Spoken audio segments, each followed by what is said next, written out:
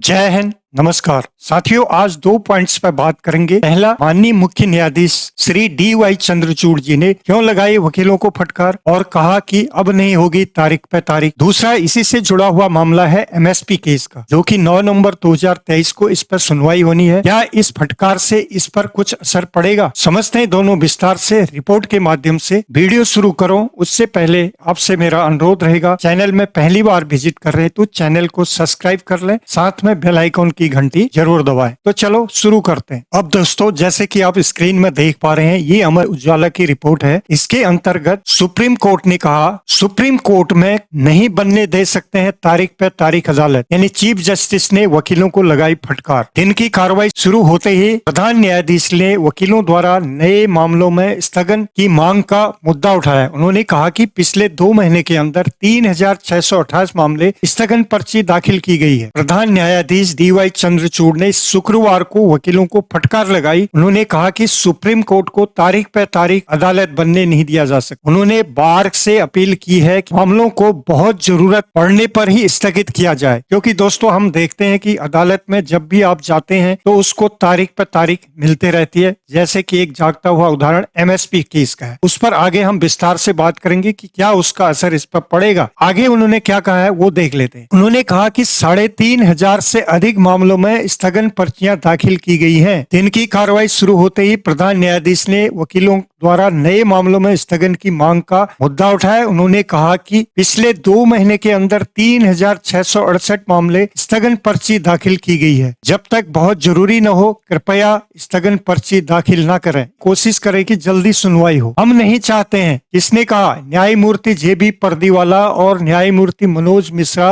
और प्रधान न्यायाधीश वाली पीठ ने कहा कि हम नहीं चाहते कि यह अदालत तारीख पे तारीख अदालत बने। गौरतलब है, जैसे कि बॉलीवुड में दामिनी पिक्चर में सनी देओल का एक प्रचलित डायलॉग था, तारीख पे तारीख, जिसमें अभिनेता ने अदालतों में लंबित होते मामलों पर अफसोस जताया था। सेम उसी तर्ज पर यहाँ पर मुख्य न्यायाधीश ने वकीलों को इंस्ट्रक्शन दिए, तारीख पे तारीख वाला मामला को कम करें, तारीख पे तारीख नहीं दें। आगे उन्होंने क्या कहा? प्रधान न्यायाधीश ने कहा कि नए मामले में अब सूचीबद्ध करने में समय नहीं लगता है, लेकिन जब वह सुनवाई के लिए आते हैं तो वकील लंबित करने की मांग करते हैं। उन्होंने कहा कि यह प्रतिक्रिया बाहरी दुनिया को बहुत बुरा उदाहरण देता है। यहाँ पर उन्होंने कोट किया है, यह प्रक्रिया बाहरी जो देश है यानी दुनिया है, बहुत बुरा उदाहरण देती है। मैं स्थगन पर्चियों पर नजर रख रहा हूँ। उन्होंने कहा कि मैं इसको खुद देख रहा हूँ। आगे फिर उन्होंने कहा कि बार के सदस्यों से मेरा एक अनुरोध है कि आज के लिए 178 स्थगन पर्चियां आई हैं